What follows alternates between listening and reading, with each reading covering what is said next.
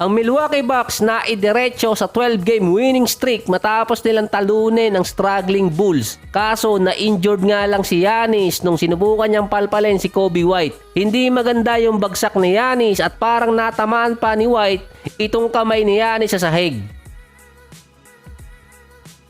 Umalis din sa game si Giannis at nangyari yon sa start ng second quarter. Nanalo naman ang Bucks kontra sa Bulls. Si Brook Lopez merong 33 points. Base pa sa report, clean naman yung x-ray dito sa kamay ni Giannis. Na-spray yung kanang kamay ni Giannis na base naman sa interview ni Holiday, okay si Giannis at nakita rin naman nilang merong mas malalang nangyari sa kanya pero nakakalaro pa rin.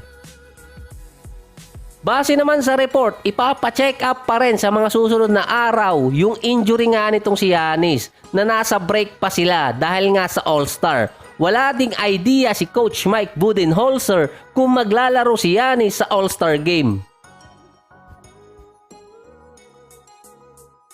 So mapapansin nyo din to kahit si Coach Mike Malone sinabi niya na yung iba mga players niya pumunta ng Salt Lake City at siya hindi na lang. Dahil nga noong 2019 ni-reveal na gaganapin ang All-Star Weekend dito nga sa Utah. Hindi maganda ang reaksyon doon ng iba mga fans. Ang isang komento pa kasi doon ay sinasabing common joke sa mga players na walang nightlife sa Salt Lake City na sila ang may sabi niyan. Sinabi ko lang. Sinasabi ding boring yung magiging All-Star Weekend. Ng 2022, sinabi din ni Commissioner Adam Silver na itutuloy pa rin nila ang All-Star Game sa Salt Lake City. Dahil meron kasing nangyayari talagang issue doon na hindi alam ng ibang fans. Dahil noong 2017, dapat sa Charlotte gaganapin ang All-Star Weekend. Kaso nga lang, meron kasing tinatawag doon na naipasang bathroom bill. Female or male lang na medyo sensitive topic yun. Parang nangyari din dito sa Pilipinas. Kaya nilagay ng NBA sa New Orleans ulit ang All-Star Game. Nakabalik yun sa Charlotte noong 2019 nung bawiin ang bill na yun.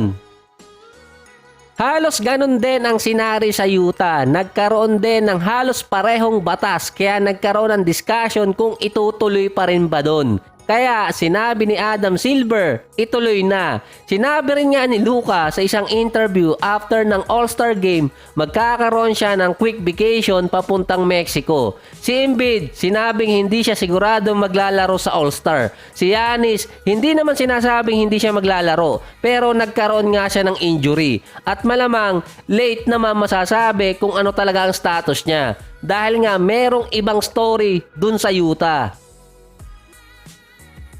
Kasi nga, yung ibang mga NBA players ginagamit na platform yung NBA mismo. Kaya nagkakaroon ng issue at yung iba mga players nawawala sa focus.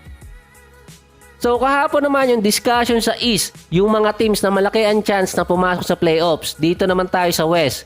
May average kasing 23 games na lang ang mga teams after ng break. Ang Nuggets, nasa 11 games sila bago bumagsak sa number 7. Meron na lang silang 23 games. Kailangan nilang manalo ng at least 13 games. So bakit 13? Dahil sa mga possible tiebreaker. Tanging sila lang ang naka 41 wins dito sa West bago yung All-Star break. Ang number 2, yung Memphis. Ang pinakamalapit sa kanila, Sacramento, Clippers at yung Suns. At least 4 games. Yung Dallas kasi na nasa number 6 ngayon, at least 6 games din para mahabol sila. Ang Dallas meron 22 games na lang. Malapit din sa kanila ang number 10. At least 3 to 4 game winning streak lang yun kung sino ang makakagawa nun sa baba. Sabi nga ni Draymond, now or never, ang defending champion na Golden State baliktaran. 29 wins, 29 loss, 22-7 sa home game, third best sa West, 7-22 sa road games, third worst sa West. Ang bumubuhay talaga sa Golden State sa standing yung kanilang home court games. Meron pa silang 24 games na natitira at meron din silang tig 12 games sa road at sa home game. Kailangan nilang makuha pa yung at least 13 to 14 wins dahil din sa tiebreaker.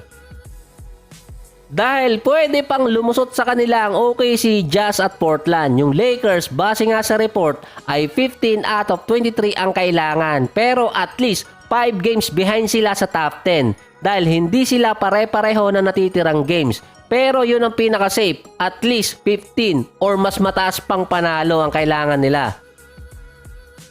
Si Kevin Durant naman expected na makakapaglaro sa unang schedule ng Phoenix Suns after ng All-Star break dahil binago ng NBA yung schedule ng Phoenix versus OKC sa February 24. Inagahan nila 9 PM at ginawa nilang televised game yun. Sa mga naunang report, matagal pang makakabalik si Kevin Durant. Dito na iba dahil base sa nasusulat, hindi original na pang national TV game yung Suns versus OKC. Pero potentially kasi doon maglaro si Kevin Durant. Kaya ginawa ng paraan ng NBA at nilagay sa ESPN. Wala namang official announcement tungkol nga sa return date ni Kevin Durant. So baka gulatin na lang doon. Possible moment din kasi yon kung sakali dahil nasa national TV. Dahil new era sa OKC na dating team ni Kevin Durant tapos ngayon nasa bago siyang team na merong CP3, Ayton at Devin Booker kung maglalaro si Kevin Durant sa schedule na yon.